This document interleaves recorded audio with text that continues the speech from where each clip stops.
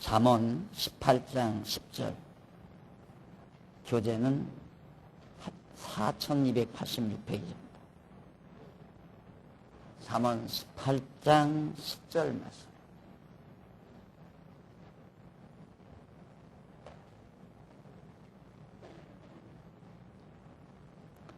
여호와의 이름은 견고한 망대라. 의인은 그리로 달려가서 안전함을 얻느니라. 부자의 재물은 그의 견고한 성이라. 그가 높은 성벽같이 여기느니라. 사람의 마음의 교만은 멸망의 선봉이요 겸손은 존귀의 앞잡이니라. 12절까지 내용입니다. 18장 10절로 21절까지는 솔로몬이 자기 아들 르호보암에게 성을 견고히 하며 분쟁을 멈추게 하는 지혜가 어떤 것인가를 가르쳐 줍니다. 아주 중요한 내용이죠.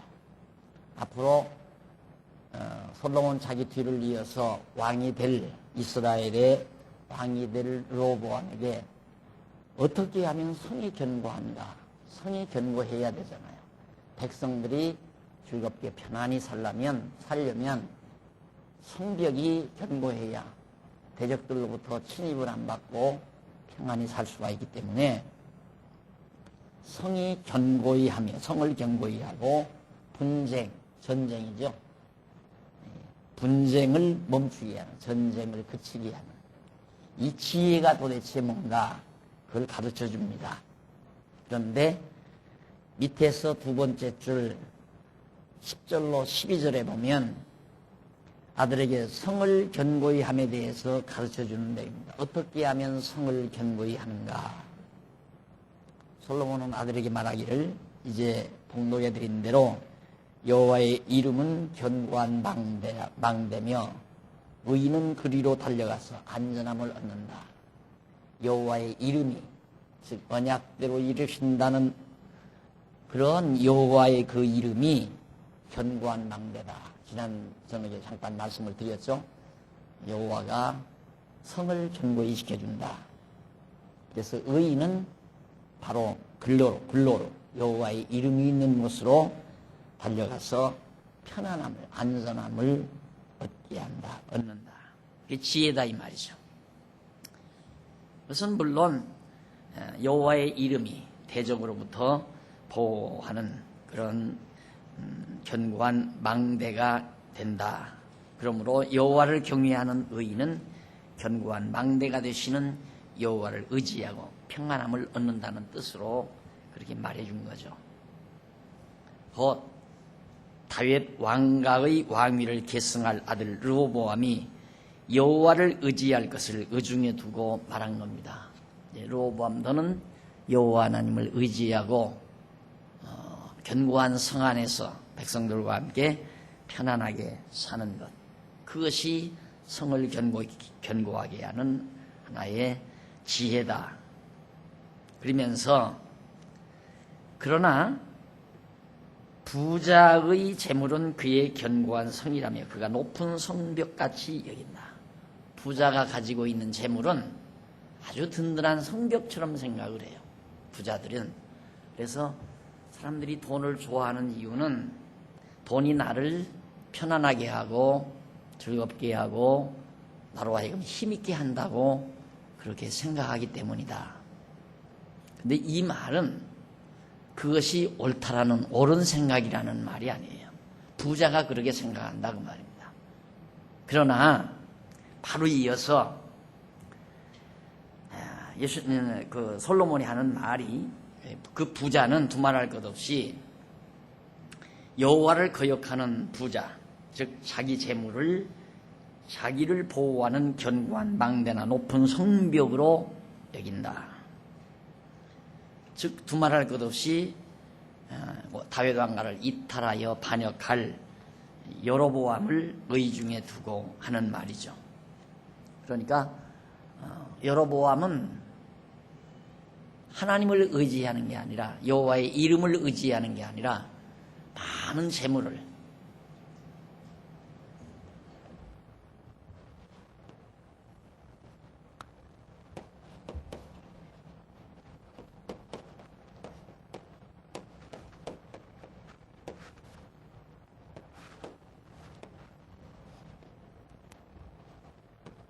르호보암, 여로보암이 그렇죠.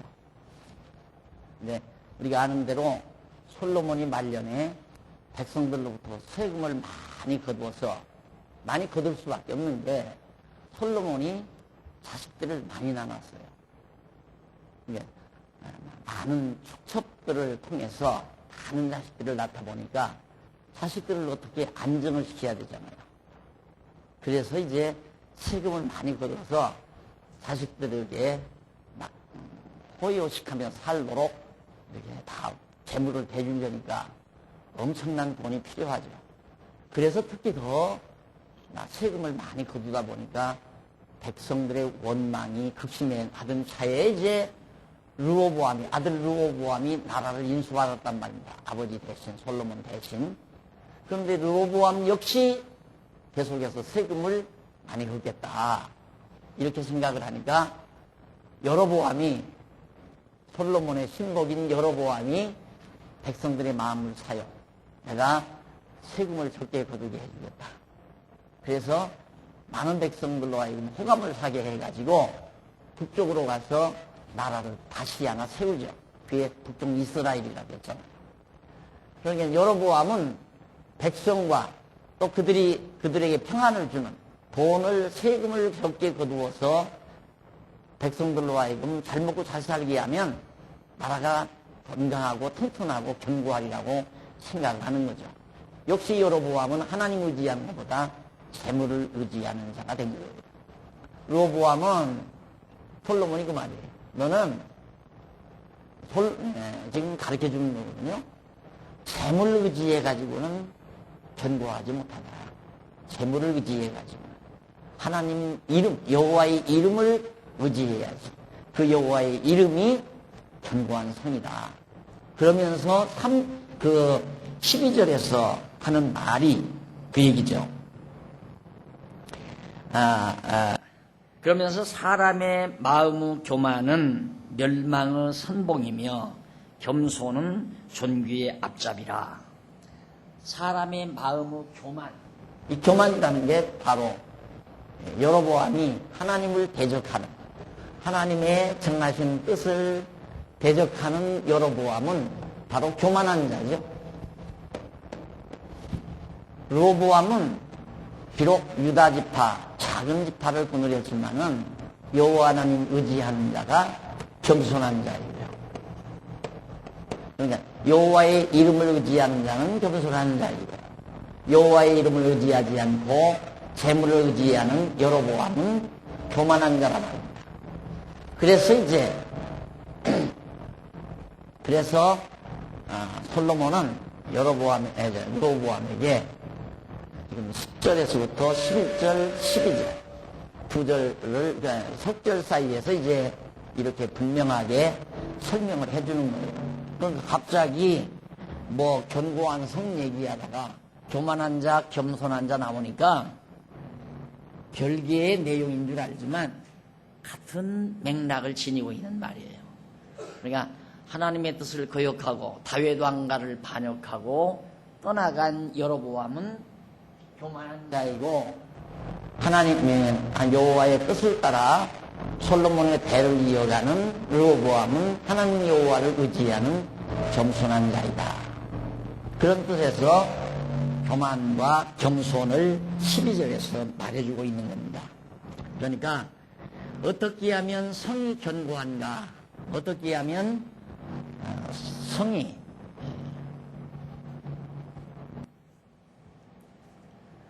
어떻게 하면 하나님의 백성들이 편안하게 대적들의 위험을 받지 않고 살 수 있는가. 지금도 마찬가지입니다. 교회가 어떻게 하면 견고하냐. 대부분의 많은 지도자들이 예배당을 튼튼히 짓고 엄청난 돈을 들여서 호화롭게 예배당을 튼튼히 짓고 1년 예산이 수백억, 수천억, 때로는 수백억 또는 수십억 이렇게 풍요롭게 예산을 세울 수 있으면 교회가 튼튼하다고 생각하는 거죠. 그게 얼마나 어리석은 생각인가를 여기서도 잘 우리가 알 수 있잖아요. 뭐 적용하는데 우리는 지금 솔로몬의 지혜의 말, 어떻게 하면 성이 견고하고 분쟁이 그쳐지는가. 그 가운데서 이제 성이 견고한 지혜를, 성을 견고히 하는 지혜를 지금 10절로부터 12절까지 밝혀주거든요. 교회만이 안 그래요. 가정도 마찬가지예요. 어떻게 하면 가정이 견고한가? 다른 거 없죠. 여호와를 경외하는, 여호와의 이름을 경외하는 자가, 경외하는 가정, 그리고 가족, 그것이 바로 견고한 가정이다. 부모가 큰 사업을 경영해서 수백억 재산을 자손들에게 물려주면 견고할 것이다 라고 생각하는 건 교만한 자의 태도죠. 교만한 자. 이게 자손에게 많은 돈을 물려주기 위해서 돈을 많이 버는, 그게 일반적인 보편적인 생각 아닙니까? 그것이 어리석은 거란 말이죠. 차라리 그 돈을 다 없애고라도 자녀들에게 여호와 경외하기를 가르칠 수만 있다면 그것이 견고한 가정, 튼튼한 가정. 여호와 경외하는 걸 다 잃어버리고 돈을 부모로부터 수십억, 수백억을 물려받는 것이 굉장히 견고한 성이다. 오늘 그런 얘기 들었어요. 한 200억을 가지신 분이 죽고 싶다고 그러더라고요. 죽고 싶다고. 살고 싶지를 않다. 200억이 넘는 재산을 가지고 있는 거예요. 돈이 가정을 튼튼하게 하는 거 아니에요. 교회도 마찬가지예요. 이게 제가 그러잖아요. 우리 교회 튼튼한 게 뭔가?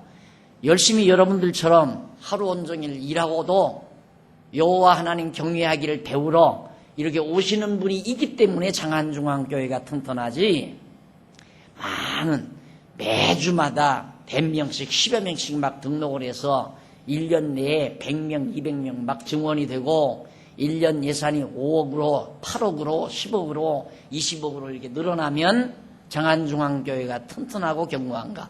천만의 말씀이라 이 말이에요. 그렇게 알았다면 제가 목회를 그런 방법으로 안 해요. 이런 방법으로 안 하죠.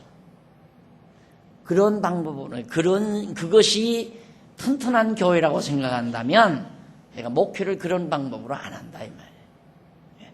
장안중앙교회의 견고성이 어디 있는가? 여러분들처럼 자꾸 여호와 하나님 경외하기를 배우는, 그래서 하나님 여호와의 이름을 의지하는 성도의 수가, 그런 성도들이 있는 교회가 바로 튼튼한 교회고 견고한 교회라 이 말이에요. 그래서 공부 안 하려면 자꾸 오지 말란 이유가 바로 그거예요. 공부 안 하시려면, 우리 장안중앙교회에서 성경 공부 안 하시려면 구태여 여기까지 뭐하러 오느냐. 이게 모르면 우리하고 뜻이 달라지잖아요. 모르면. 알면 생각이 같고 뜻이 같아지지만 아는 것과 믿는 것이 같아져야 되니까. 근데 공부를 안 한단 말입니다. 주일날 한 번씩 와가지고 한 강좌 듣고 일주일 내내 있다가 다 잊어버리고 두 번째 강좌 듣고 그것도 매주일마다 꼬박꼬박 제대로 나와서 듣기만 해도 좀 나아요. 그런데 어떤 때는 나오다가 안 나오다가 그런 식으로 10년 아니라 20년을 공부해도 필요 없어요. 구도를 모른다니까요. 성경의 구조가 중요한데 성경은 어떤 한 강좌가 중요한 게 아니거든요. 그 강좌 속에 들어있는 내용의 구조가 중요하단 말입니다. 그런데 한 달 동안 안 듣거나 1년 동안 안 들으면 성경의 전체적인 그 내용의 구도를 몰라요. 구도를 모르니까 진리의 참 깊이를 모르게 되고, 모르면 아는 것이 같아질 수가 없어요. 모르면 자기는 상식적으로 알고 우리는 성경에 의해서 알고, 이게 아는 것이 틀려지잖아요. 아는 것이 다르니까 믿는 것도 달라져요. 그래서 아는 것과 믿는 것이 같아지려면 같이 공부하고 같이 깨달아야 된다 이 말이죠. 그게 제 목회의 가장 애로점입니다. 공부를 하라고 하는데도 안 하니까. 그래서 제가 늘 그러잖아요. 공부 열심히 하는 것만큼 기쁨이 없다. 목회자로서는 공부를 열심히 하는 것만큼. 그런데 우리는 이제 이미 여기 나오시는 분들은 대부분 말씀 많이 깨닫고 이제는 믿는 거 하는 것이 대부분 하나 됐는데 재확인하고 더 우리를 더 한번 반성해보고 그러는 분이 많지 새롭게 공부하는 분이 그렇게 많지를 않다는 얘기죠. 그러니까 답답한 거죠. 어떻게 생각하면. 그러나 수에 있는 게 아니니까 우선 항존직임자들이라도 여기 항존직이 아닌 분이 있지만은 설령 항존직임자만이라도 믿는 것과 아는 것이 하나 되고 또 교회 봉사하는 직임자 뭐 찬양대라든가 교사라든가 집사라든가 일반 서리 집사라든가 이런 분들만이라도 믿는 것과 아는 것이 정말 튼튼하게 하나이 된다면 그게 견고한 교회다 이 말이에요. 안 무너나거든요. 절대 그 교회는. 그러나 믿는 것과 아는 것이 다르면요 그냥 바람결 속에 하루아침에 날아가 버려요. 지난번 어제도 내가 총회 신문 일 때문에 잠깐 총회를 들렸는데 지금 한국교회 큰 교회마다 정말 난리가 났다는 거예요. 큰 교회마다. 한국교회 대교회마다. 왜? 견고하지 못하니까 난리가 나는 거예요. 이제 큰 교회를 이룬 목사들이 다 나이가 70 가까이 됐단 말입니다. 그러니까 교회 은퇴를 해야 되잖아요. 은퇴를 하려고 보니까 교회에 소란이 일기 시작하는 거예요. 이제 누가 이 교회 패권을 잡느냐 그래가지고 소란이 일기 시작하고 그 다음 후임자 문제로 후임자 데려다 놓은 교회는 후임자 와가지고 폐가 갈려져서 한 부대기 떼가지고 나가서 또 교회 하기도 하고 또 하나 데려왔더니만 장로들과 마음이 안 맞아가지고 교회가 소란이 일어나고 이제 은퇴하기 얼마 1, 2년 사이에 은퇴할 교회들은 지금 벌써 술렁술렁 가기 시작해서 벌써 비리가 그동안에 교회를 이루어오면서 가지고 있었던 비리가 막 세상에 다 공개되기 시작하고 그 튼튼한 교회 아니에요. 부동산이 수만 평 있으면 뭐합니까? 건물이 아무리 수백 채가 있으면 뭐합니까? 그거 사람 없으면요 다 골칫덩어리들이에요. 사람이 없으면. 예를 들어서 우리 장안중앙교회 건물 이만한 건물도 교인들이 한 11명 10여 명밖에 안 나온다. 이거 골칫덩어리죠. 10명이 연보해서 전기세 내기도 바빠요. 10명이 수도세 내기도 바빠요. 이거 운영해 가기도 바쁘다 말입니다. 유리창 하나 깨져도 골치 아파요. 그렇다고 이거 팔아서 누가 가져갈 수 있는 거냐? 가져가지도 못해요. 팔아 나누어 가질 수도 없어요. 어느 교육단체나 이 종교단체에 그냥 이렇게 기증해 버리고 말해야 한단 말입니다. 뭐가 아무리 건물이 우람하고 튼튼하게 잘 지어 있어도 그걸로 또 재산이 많고 돈이 많아도 한국에서 돈 제일 많은 교회가 지금 골칫덩어리 아니에요. 돈 제일 많다는 교회.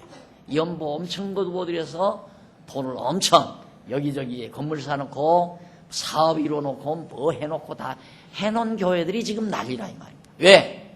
한문대 이 판에 내 건 만들자. 막 그러니까 드러나는 거예요. 이제 비리가. 여기저기 건물 사는 거 이거 건물 내 걸로 해야 되겠다. 내 걸로 해야 되겠다. 그래서 그거 안 되면 막 폭로하고 드러내고 이러니까 교회들이 지금 막 큰 교회가 휘청휘청 있어. 제 강의 똑바로 우리 특히 젊은이들 똑바로 들어야 됩니다. 성이 견고한 것은 여호와의 이름이 바로 성을 경고케 하는 거예요. 돈을 의지하는 것은 교만한 자가 하는 거예요. 여로보암 여호와 의지하지 않고 돈을 의지하고 떠나간 여로보암 당한 것이 역사의 교훈이에요. 여호와의 정하신 뜻을 따라 다윗 왕가를 이어간 여로보암은 나라를 지켰고 하나님께서 그 나라를 경고케 했고 자, 이것이 10절로부터 12절까지의 내용입니다. 그 다음 87페이지 중간에 13절로부터 18절 보면 아들에게 지혜로운 재판으로 분쟁을 멈추게 해라. 재판을 지혜롭게 해야 싸움이 멈춰져요. 재판 잘못하면 전쟁이 일어난다. 싸움이 내분 안에서 많은 분쟁이 일어난다. 교회 분쟁도 마찬가지고 가정의 분쟁도 마찬가지고 재판을 잘한다는 것은 잘 다스린다는 얘기거든요. 그 잘 다스린다는 것이 뭐냐면 하나님의 올바른 뜻을 바르게 실현시키는 것이 재판을 바르게 해가는 거죠. 한번 보십시다. 아들에게 솔로몬이 이렇게 말합니다. 사연을 듣기 전에 대답하는 자는 미련하여 욕을 당한다. 사연, 되어진 일을 다 들어야 돼요. 다 듣고. 근데 말 듣기 전에 자기가 판단해버리는 것은 어리석은 일이라 이 말이에요. 다 듣고. 그러니까 너 르호보암아, 이 다음 네가 왕이 돼서 백성들의 원한을 너희들이 해결해 나갈 때 반드시 너는 백성들의 원한을 다 사연을 들어라 그 말이죠. 다시 말하면 사실을 다 알아보지도 않고 판단을 내리게 되면 망신을 당한다는 뜻입니다. 그러면서 사람의 심령은 그 병을 능히 이기는데 심령이 상하면 그것을 누가 일으키겠느냐. 그러니까 사람의 심령은 그 병을 능히 이기는데 인간의 심령이 질병을 이긴다. 그러니까 마음의 평안, 마음의 근심 걱정이 병을 불러와요. 그러니까 그걸 현대용어로 스트레스라고 그러잖아요. 미워하고 증오하고 근심, 걱정, 염려, 욕심, 탐악 이런 것들이 다 우리에게 스트레스를 가져오잖아요.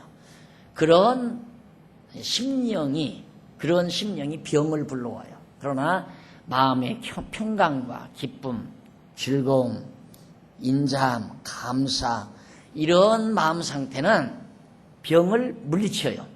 육신의 병도 물리쳐진다 이 말이에요. 이게 심리치료라고 그랬죠. 그래서 바로 신유의 은사라고 하는 것, 교회 안에서 이 신유의 은사라고 하는 것은 하나님의 말씀을 잘 듣고 위로를 받아요. 근심 걱정하다가도 하나님 말씀 들으면 마음이 평안해지잖아요. 이게 근심 걱정하면서 병이 났는데 병이 난 상태에서는 그 병 자체를 고치려고 하지 말고 근심 걱정 자체를 고쳐야 돼요. 근데 우리는 보통 병이 나면 병 치료를 하려고 하잖아요. 병 치료를. 근데 병 치료는 그 원인이 뭔지를 분석해야 돼요. 그 원인은 마음에서 오는 거거든요. 모든 병은. 그러니까 마음의 평안을 얻고 마음의 감사함을 가지고 마음의 즐거움을 가지게 되면 질병이 점점 나아진다 이 말이죠. 그런데 그렇게 우리의 심령은 우리의 육체의 병을 이겨낼 수 있는데 심령이 상하면, 마음이 상하면 그것을 누가 일으키겠느냐? 마음을 상하게 한 다음에는 무엇로 그 사람을 일으키게 할 수, 그 병을 고칠 수 있겠느냐 이 말이죠.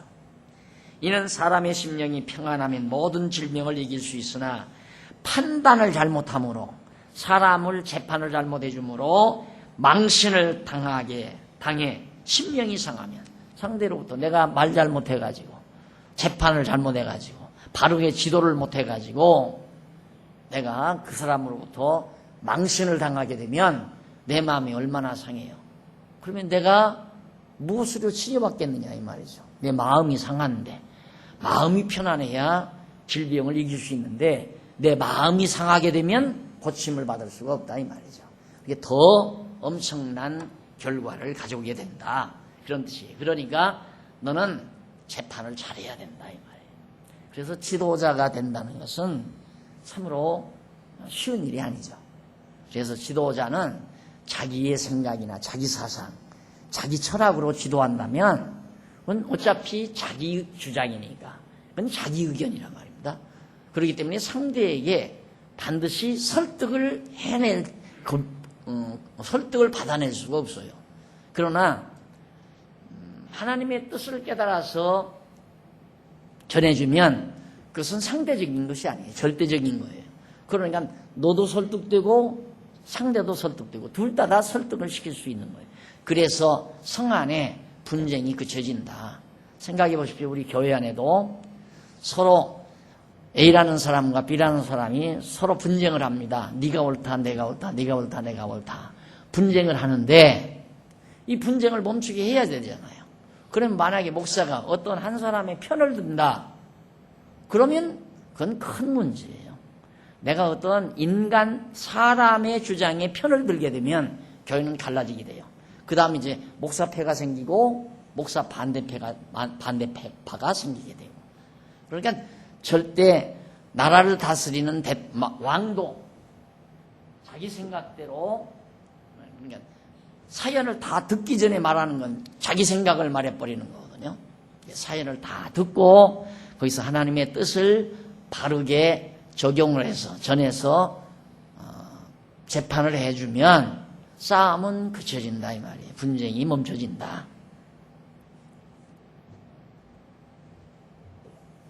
너, 나, 이게 상대적인 거예요. 이건 영원한 갈등이에요. 영원한 갈등.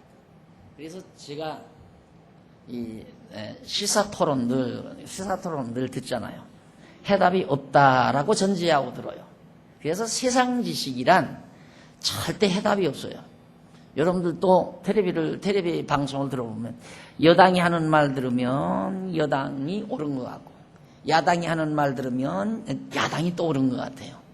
그래서 왔다 갔다 하다가 자기가 느끼는 대로 나는 그래도 9세대가 좋더라. 그러면 이제 야당 지지하는 거고 뭔가 변하는 게 좋더라 생각을 하면 여당을 지지하는 거고 상대적이에요.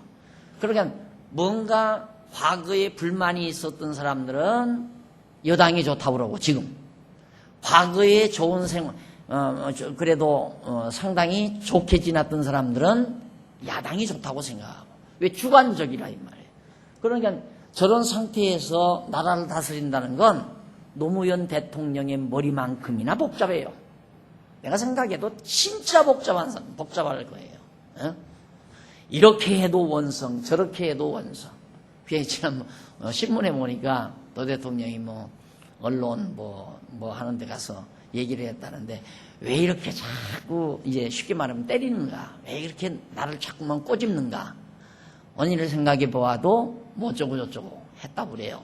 그러니까 괴로운 거죠. 아침에 뉴스 볼 거 아닙니까? 텔레비 보면 사정없이 또 패고 신문 봐도 사설 봐도 또 막 원망, 불만 이걸 어떻게 재웁니까? 그러니까 솔로몬이 지금 그걸 말하는 거예요. 너 재판 잘해라 이 말이에요. 재판.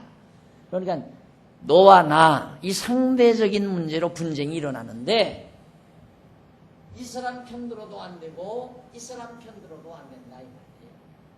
이 두 사람을 지배하는 하나님의 뜻으로 잠재워라. 그래서 이 교회 정치가 매력이 있어요.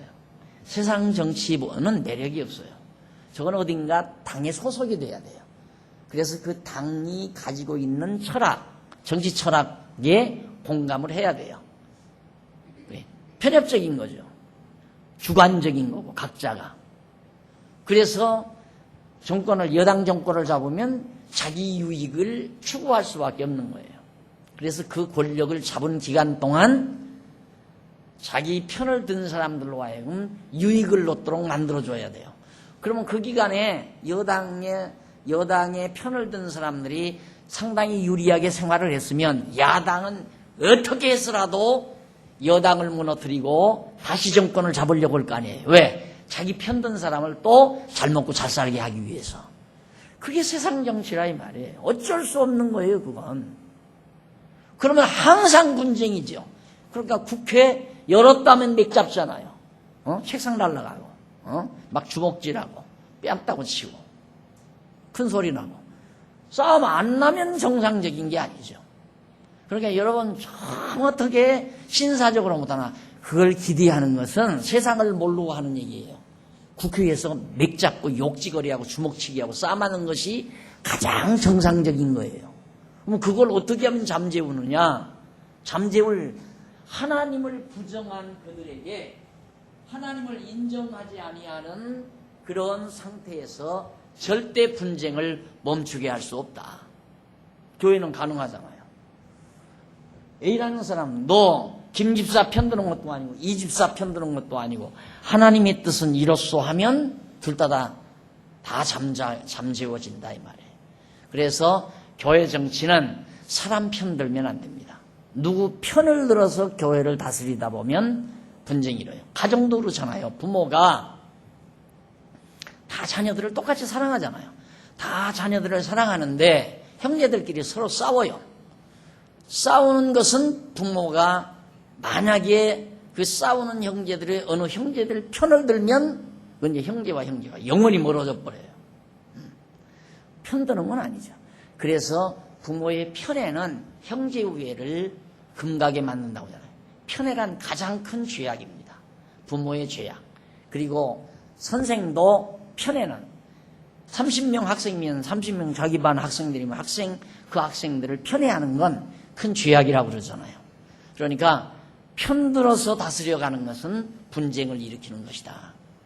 하나님 뜻을 바르게 전해주라. 이런 뜻으로 지금 하는 얘기입니다. 그러면서 그래서 명철한 자의 마음은 지식을 얻고 그러잖아요. 명철한 자, 명철, 밝을 명, 철.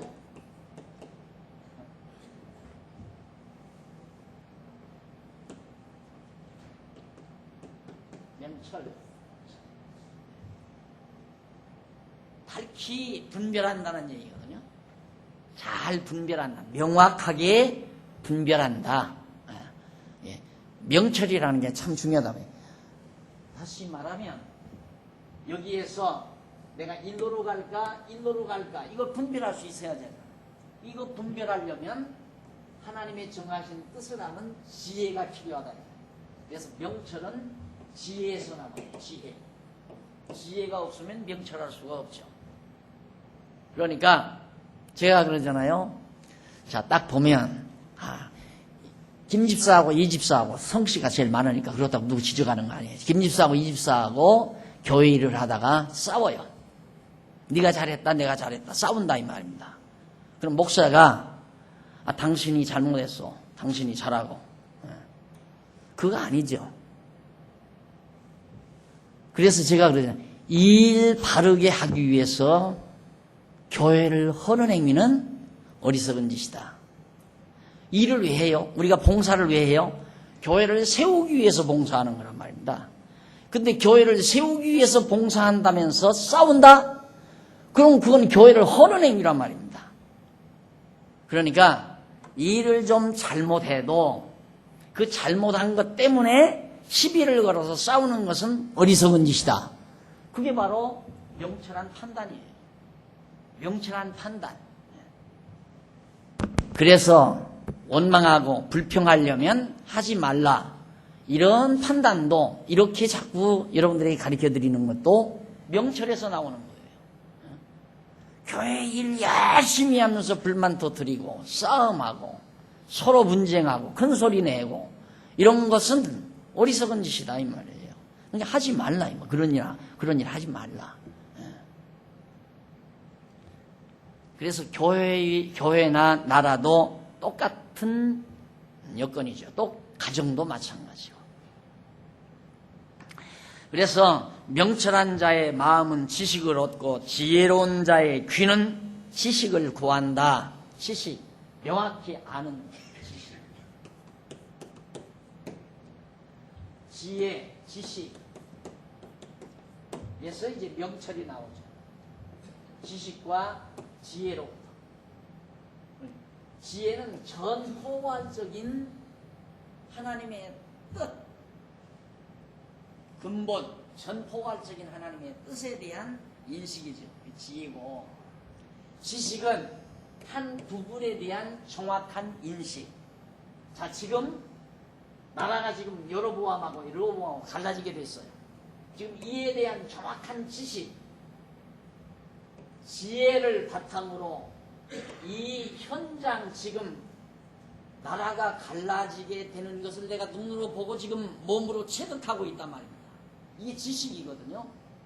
직관적인 지식, 인식. 그럼 이 상태에서 명철이 필요하죠. 어떻게 할 거냐? 어느 것이 옳은 것이냐? 그걸 판별하는 걸 명철이라고 해요. 그래서 지혜와 지식과 명철 이것은 항상 우리 성도들에게 필요한 거고 하나님을 경외하고 사는 성도에게 진주보다도 더 값진 것이다 라는 것. 그래서 올바른 판단을 할 수 있는 것. 로보암아, 너는 그렇게 백성들을 다스려야 분쟁이 멈춘다 그 말이에요. 싸움이 멈춘다. 그렇게 다스리지 아니하면 분쟁이 일어난다. 그러면 나라 잘못 다스리는 거죠. 자, 그 다음 곧 명철한 자나 지혜로운 자는 공정하게 재판을 하기 위해서 사전에 사실에 대한 지식을 구하여 얻는다는 뜻으로서 아들 로보암이 지혜롭고 명철하게 재판하기를 바라는 뜻으로 솔로몬이 말을 한 겁니다. 그러면서 선물은 그 사람의 길을 너그럽게 하며 존귀한 자의 앞으로 그를 인도한다고 했습니다. 갑자기 선물 얘기가 나와요. 이는 송사하려는 사람이 선물을 들고 활보하며 재판장 앞에까지 오게 된다는 뜻으로 말하는 겁니다. 그러니까 이게 참 뇌물이지요. 선물과 뇌물은 어떻게 다른가? 선물은 진짜 사랑을 기초로 한 겁니다. 그냥 사랑해서 주는 거예요. 선물 주고 그 다음 기대하는 것은 선물이 아니에요. 내가 생일날 저 사람에게 선물을 줬으니까 저 사람도 내 생일날 선물을 주겠지. 그건 선물이 아니에요. 그냥 선물은 주는 것으로 그냥 끝나야 돼요. 뇌물은 기대하는 거예요. 아, 내가 이 선물을 했으니까 저분이 내일 잘 봐주겠지. 그게 바로 뇌물이에요. 그러니까 대부분 요즘 순수한 선물한다는 건 어렵죠. 순수한 선물을 한다는 건. 그러니까 제가 얼마 전에 몇 년 전이죠. 그러니까 별로 그때 경제적으로도 그렇게 여유 있지 못했을 때인데 누가 돈 50만 원을 봉투에다 넣어서 줬더라고요. 날. 보니까 이 양반이 나한테 이 돈을 줘야 될 이유가 없단 말이에요. 안 그래? 그렇게 친한 사이도 아니고 뭐 또 그렇다고 해서 우리 교인도 아니고 목사님 너무 몸이 쇠약하니까 약이라도 해 드시라고 줄 수도 있잖아요. 그런데 우리 교인도 아니고 그런데 갑자기 돈 50만 원을 봉투에다 넣어서 줬어요. 그래서 그걸 반송해 드렸어요. 이러시면 안 됩니다. 다시 돌려보내 드렸어요. 그랬더니 그 다음에는 그렇게 많이 안 주고요. 5만 원. 아이 가시다가 음료수 사드세요. 5만 원. 그것도 좀 찝찝해도 아유 50만 원에 비하면 작다 싶어서 그래도 부담스럽더라고요. 이거 받는 것 자체가. 그러면 뇌물성이 있다고 내가 느끼는 거죠. 이 양반이 나중에 뭘 나한테 부탁하려구나. 이게 걱정스러운 거예요. 그럼 받아 먹으면 그건 해야 되잖아요. 그래서 선물은 정말 사랑을 내가 느끼면서 받아야 선물이에요. 부담을 느끼면서 받는 건 뇌물성이 있는 거고요. 그래서 여기 이제 솔로몬이 아들에게 하는 말입니다. 너희 다음 왕이 되면 악인이 선물을 가지고 뇌물이죠. 쉽게 말하면. 너 앞에까지 나올 거다. 그러면 자칫 잘못하면 그 선물을 들고 너는 선물 때문에 재판을 굽게 할 염려가 있다. 이런 얘기예요. 참 세심하죠. 아버지답게 사랑하는 아들에게 잘 가르쳐 줍니다. 주옥 같은 내용들이죠. 이 잠언서가 왕의 자리에 앉아서 40년 동안 나라를 통치하면서 경험 속에서 얻은 지혜, 이 엄청난 지혜와 지식과 명철, 이걸 지금 아들에게 소상하게 따복 가르쳐 주는 게 지금 잠언서란 말이죠. 지혜의 보고예요. 지식의 보고, 명철의 보고. 얼마나 똑부러진 가르침입니까? 너 선물 함부로 받지 말라 이 말이에요. 뇌물성이 있는 거니까 쉽게 말하면. 그러면서 하는 얘기가 이는 원고가 선물을 가지고 재판장에 와서 송사하는 내용이 옳은 것 같으나 송사를 당한 피고가 와서 그 사실을 밝힌다는 뜻으로 말한 것입니다. 다시 말하면 솔로몬이 다윗 왕가의 왕위에 올라 백성을 재판해야 하는 자가 자기 아들에게 선물을 가지고 와서 송사하는 원고의 말만 듣고 급하게 판단을 내리지 말고 신중을 기하라는 뜻으로 로보암이 A라는 사람에게 선물 받았어요. B라는 피고지, 원고가 선물을 가져 보내면 이 사람 말만 듣고 정죄해서 이 사람 감옥에 보내고 정죄해버리고 이런 일은 절대 해서는 안 된다.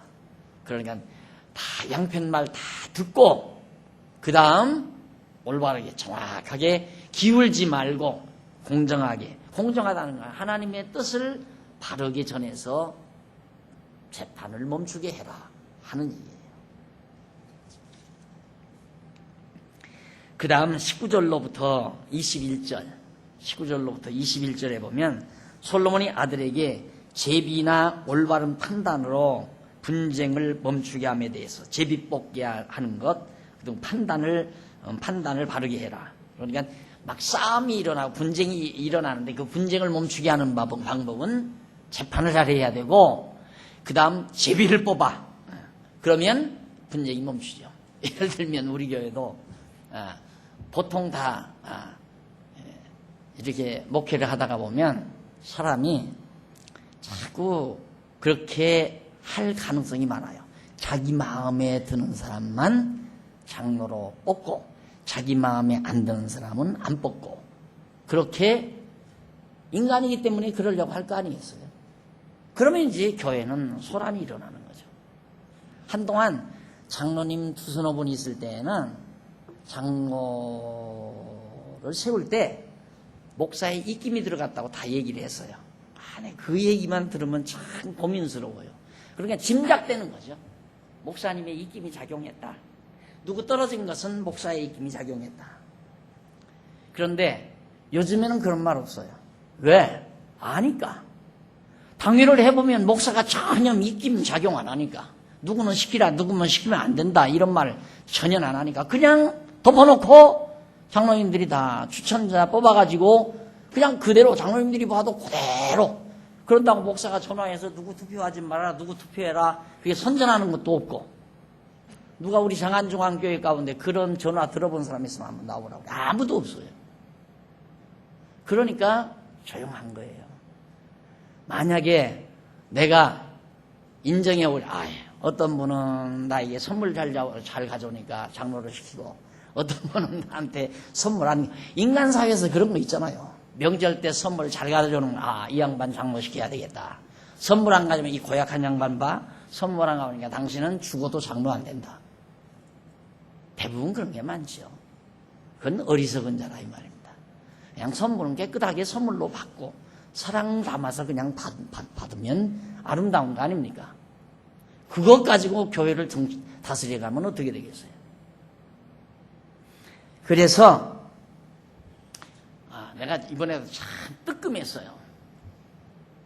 뜨끔한 게 내가 이 평생에 큰 선물 받았잖아요.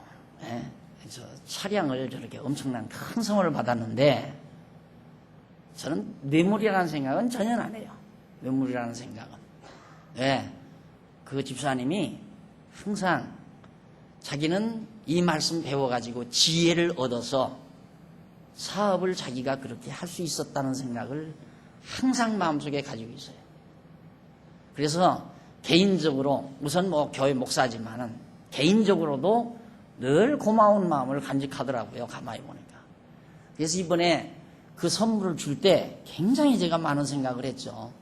굉장히 많은 생각을 했는데 아침 교회에서 제 차량 얘기가 나오고 그래서 차라리 교회에서 이렇게 헌납하는 걸로 해서 제가 이제 교회로부터 그 차량을 받는 것으로 그렇게 지금 행정을 처리를 해놨습니다. 처리를 했는데 만약에 그분이 이번에 장로가 됐다. 이번에 만약에 장로가 됐다 하면 완전 뇌물성 될 거 아니에요. 그리고 또 장로 후보 투표하기 이전에 만약에 그걸 나에게 해줬다 하면 그건 누가 말하게도 뇌물로 아마 생각을 했을 거예요. 그런데 여행이 당신 이번에 장로 안 하겠다 한 위기 밀겠다. 그렇게 해서 장로 안 됐어요, 이번에. 시험도 안 보고. 근데 또 한 가지 약간 걸리는 건 다음에 시험 볼 때 그래도 박 목사님 입김이 작용할 거 아니냐. 노예에서 시험 볼 때. 천만의 말씀. 노예관들한테 다 물어보세요. 우리 장로님들이 고생한 이유가 제 입김이 작용 안 하니까 그래요. 만약에 다 후배들 목사 아닙니까? 저는 그런 게 시험관 하지를 않아요. 가서 면접도 안 봐요. 왜? 제 입김이 작용될까 봐서. 나한테 전화를 해요. 목사님, 이렇게 시험이 이렇네요. 그럼 날 어떡하란 얘기야? 원칙대로 해. 그 시험관들 원칙대로 해. 나한테 그걸 물으면 어떻게 해? 그러니까 목사님이 한마디만 하면 그냥 붙여줄랍니다. 이 말이거든요. 근데 그걸 내가 용납을 안 하죠. 그래서 우리 장로님들 몇 분이 고생한 이유가 그거예요. 우리 장로님 한두 번입니까? 지난번에도 장로님 두서너 번 고생했지. 이번에도 두서너 번 막 거듭 고생했잖아요. 입김 전혀 안 해요. 다 마음 놓으셔도 됩니다. 입김 작용을 안 한다 이 말이에요. 그래서 이 다음 노예 때 내가 입김 작용을 안 하면 되지. 떨어져도 별 수 없는 거예요. 떨어져도. 떨어지면 떨어지는 거죠. 나 차 사줬다고 해서 꼭 붙으라는 법이 있습니까? 그건 차 사주면 붙을까 봐서 사준 거라고 생각을 안 하니까. 그래서 선물이 뇌물이 되면 안 된다. 얼마나 깨끗한 가르침입니까? 그래서 정말 생각해 보십시오. 대학에서 앞으로 이 나라를 짊어지고 나갈 젊은 일꾼들에게 대학에서 이 잠언서를 잘 가르친다. 정말 멋있는 인재들이 자라날 거 아닙니까? 멋있는 통치자가, 멋있는 장관들이, 멋있는 나라 일꾼들이 자라날 거 아니에요. 그건 내 꿈이에요. 그러나 성경을 아무나 배우네요. 택한 백성만 배우지. 그래서 나는 세상 정치에 관심이 없어요. 교회 정치에는 관심이 있습니다. 이게 정치죠.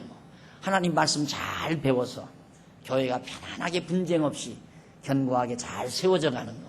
이것처럼 아름다운 교회 정치가 어디 있습니까? 참 아름다운 정치죠. 자, 그 다음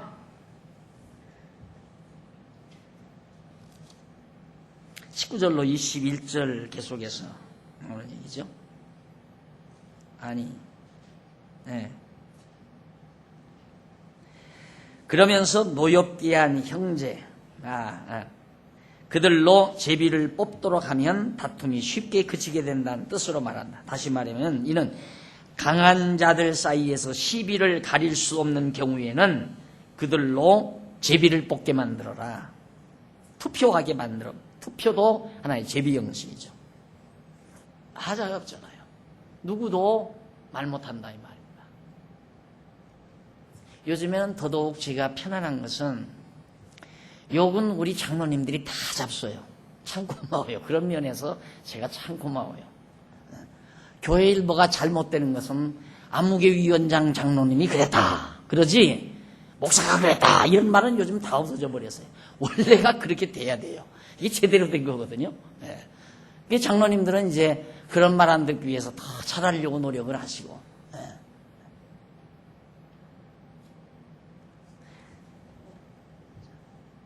당신들이 뽑아놓은 장로님이 그렇게 교회 일을 다스려 가니까 또 장로님으로서는 올바른 기준에 의해서 다스려 가지 기준 없이 다스리는 게 아니거든요.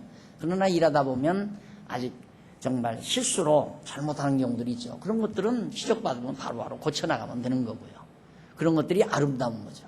그런데 장로님이 뭐 좀 실수했다고 막 공격을 해대고 장로님에게 막 그냥 책임을 전가하면서 마구 해대는 건 그건 어리석은 거예요. 그래서 제가 늘 당회 때마다 실수하는 것에 대해서는 절대 책하지 않습니다. 실수는 인정을 하고 다시 더 좋은 방향으로 나가는데 좋은 계기가 되는 거고 좋은 교육의 한 방법입니다. 하나님께서도 그러죠. 우리 실수케 해서 성장하게 하는 거거든요. 자꾸 실수하게 해서 성장하게 한다 이 말입니다. 실수를 책망하는 거는 사람의 자신감을 꺾는 거죠. 만날 당회 때문에 아무개 장로님 잘못했습니다. 그거 왜 그렇게 했습니까? 자꾸 다른 장로님들이나 나나 그렇게 공격이 되면 그 다음 위축이 돼서 일을 못하죠. 위축이 돼서. 그러나 실수 겁낼 거 없어요. 실수한 거 거울 삼아서 또 바르게 해가고 또 바르게 잡아가고 그러면서 교회가 잘 성장해 가는 거니까. 그 다음 이제 그러면서 노엽게 한 형제와 화목하기가 견고한 성을 취하기보다 어려우므로 이러한 다툼은 산성 문빗장 같다고 그렇게 말합니다. 참 얼마나 명확한 말인지 몰라요. 노엽게 한 형제와 화목하는 것. 서로 한번 다투어가지고 등간이 났다. 그거 다시 화목한다는 건 성을 얻는 것보다 더 어렵다. 성을 얻는 것보다. 그러니까 참 힘든다는 얘기죠. 그래서 함부로 인간관계를 극한적으로 몰아가는 건 지혜롭지 못한 거죠. 일단 내가 볼 때 좀 잘못됐다, 못됐다라고 생각이 되면 표현하기 이전에 몇 번 생각을 하는 게 지혜입니다. 나에게는 저런 모습이 없을까를 생각해보고 또 생각해보고 그런 다음에 표현을 하게 되면 하고 용서하게 되면 용서하고 이해하게 되면 이해하면서 나가야지. 교회 안에서 일단 한 번 충돌이 되면 아물어든다는 건 내가 지금까지 거의 못 봤어요. 목회하면서 거의 못 봤어요. 그러니까 못 견디면 나가더라고요. 결국 견디지를 못하면. 그래서 이 교회 안에서나 나라 안에서나 한 번 충돌하게 되면 참 나중. 그래서 난 정치인들 너무너무 능글맞다고 그래요. 금방 아기다툼에 막 쌈박질하고는 또 히 웃고 와서 악수하고. 그 어떻게 그렇게 가능한가 했더니만 그런 얘기가 있더라고요. 정치하는 사람들은 내가 이렇게 해도 당신 정말 이해해 달라고 여야가 싸우면서 국회에서 발언하면서 막 욕지거리 하잖아요. 미리 전화를 한대요. 내가 오늘 발언 이렇게 할 테니까 열린 우리당 의원 남욱에 날 이상하게 보지 말아라. 그냥 내가 그렇게 하는 거니까 이해해 달라. 그래놓고는 막 거기 나와서는 막 아주 욕을 해대고는 끝나고 나면 둘이 가서 막걸리 파티한대요. 그리고 막 희낙넥대면서 좋아. 우리 반응이 어떻게 나올까?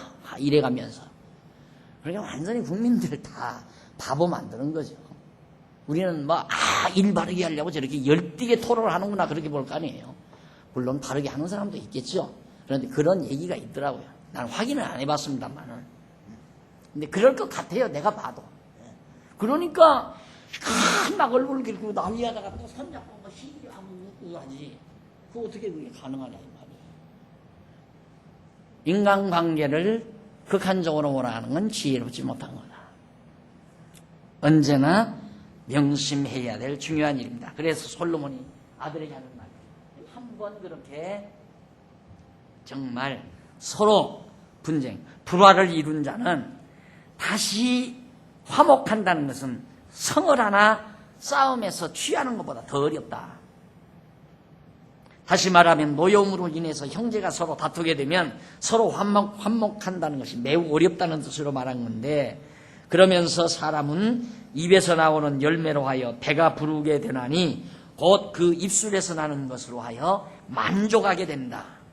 이 말은 무슨 뜻이냐면, 재판하는 자가 입을 말로 옳다고 승소 판결을 내려주게 되면 가난한 자가 승소한 대가로 풍성함으로도 만족하게 된다는 뜻으로 말한 겁니다. 이게 힘없는 자, 여기서 가난한 자는 힘없는 자예요. 그러나 재판은 힘있는 자의 손을 들어주는 경우가 많거든요. 재판이라고 하는 건 힘없는 자, 힘없는 자가 뇌물 못 가져오잖아요. 힘있는 자는 뇌물을 가져다 주니까 힘있는 자의 손을 들어준 거예요. 이번에도 여학생 무슨 사건 일어났을 때 그 부모들이 남학생들 부모들이 돈푼이나 있는가 보죠. 이게 경찰에 가서 이렇게 어떻게 해주니까 완전히 우습게 돼버렸잖아요. 세상이 바로 그런 거다 이 말이에요. 그래서 솔로몬이 이제 그런 얘기를 해주는 겁니다. 자, 그 다음, 그리고 죽고 사는 것이 혀의 권세에 달렸으므로 너 왕의 말 한마디에 사람이 죽고 산다. 혀를 쓰기를 좋아하는 자는 그 열매를 먹는다고 했습니다. 곧 재판하는 권세를 가진 자가 판결을 내리는 말에 의해서 사람이 죽기도 하고 살기도 하므로 원고든 피고든 간에 올바른 판단을 내리기를 좋아하는 자는 그 결과를 얻게 된다. 그러니까 언제나 통치자는, 지리자는 재판을 정당하게 해주는 것이 생명이다 이 말이에요. 이는 솔로몬이 사나이와 죽은 아이를 놓고 사나이의 어머니 재판 솔로몬이 실제로 재판해봤잖아요. 어머니 둘이 죽은 아이 어머니 둘이 아기를 낳아서 아기 하나가 죽어서요 밤새. 그러니까 사나이를 놓고 어머니 둘이 서로 자기 얘기라고 싸우니까 솔로몬에게 그 아이를 가지고 와서 재판한다 이 말입니다. 하나님께서 지혜를 솔로몬에게 준 거예요. 그러니까 여봐라 하인에게 시켜서 칼을 가져오너라. 가지고 오니까 저 애기를 반쪽 딱 잘라서 반쪽씩 나눠주거라. 서로 자기 얘기라니까. 그러니까 진짜 어머니는 절대 애기를 나누지 마십시오. 그냥 산채로 저 엄마에게 주십시오. 그러는데 자기가 낳은 애기가 아닌 엄마는 옳습니다. 그렇게 나눠주십시오. 그러니까 솔로몬이 딱 멈추게 해놓고는 죽이지 말라는 어머니 편으로 애기를 보내줍니다. 명재판 아닙니까? 그래서 여러분 요즘 텔레비에서도 솔로몬의 판결 그러나요? 그 프로가 나오잖아요. 솔로몬의 판결, 지혜로운 판결이라 이거죠. 그걸 지금 너도 이다음 왕이 되고랑 명판결을 해라. 지혜가 없으면 판결을 할 수가 없잖아요. 지혜가 있어야지. 자, 그 다음 이제 그런 내용이 아까 애기 판결한 내용이 열왕기상 16장 28절에 나옵니다. 16, 이게 왜 16장 미스프린트네요. 자, 그 다음 이제 넘어가면 89페이지 4289페이지 중간에 18장 22절로 19장 7절까지 아들에게 아내와 친구를 얻는 지혜에 대해서 가르쳐 줍니다. 아내는 어떻게 하면 얻을 수 있고 친구는 어떻게 하면 친구를 얻을 수 있는가. 아주 또 놀라운 지혜의 내용을 아들에게 가르쳐주는 내용 다음 시간 우리 듣기로 하고 오늘 강의 여기서 마무리합니다. 기도하십시다. 살아계신 하나님 아버지, 오늘 솔로몬을 통해서 아들에게 교훈해 준 지혜와 지식과 명철 잘 배웠습니다. 하나님 아버지, 우리 여호와 하나님 경외하는 일이 얼마나 힘이 있는 것인가도 잘 깨달았습니다. 우리 교회도 우리 가정도 여호와 경외함으로 견고해지게 해 주시옵소서. 자녀에게 수십억 재산을 물려주는 것이 가정을 견고케 하는 것이 아니라 모두가 자녀들이 여호와 경외하기를 배우는 것만큼 견고케 되는 일이 없다는 것을 깊이 저희들이 깨달았습니다. 우리 이 말씀 마음속 깊이 간직하게 하시고 이 험악한 세상 살면서 지혜롭게 하나님 경외하며 사는 슬기로운 하나님의 권속들 되도록 인도해 주시옵소서. 어두운 밤길 돌아갑니다. 가는 길도 보호해 주시고 주 안에서 다시 만날 때까지 우리 사랑하는 권속들의 가정 위에 평안을 더하시옵소서. 예수님의 이름으로 기도드립니다. 아멘. 하늘에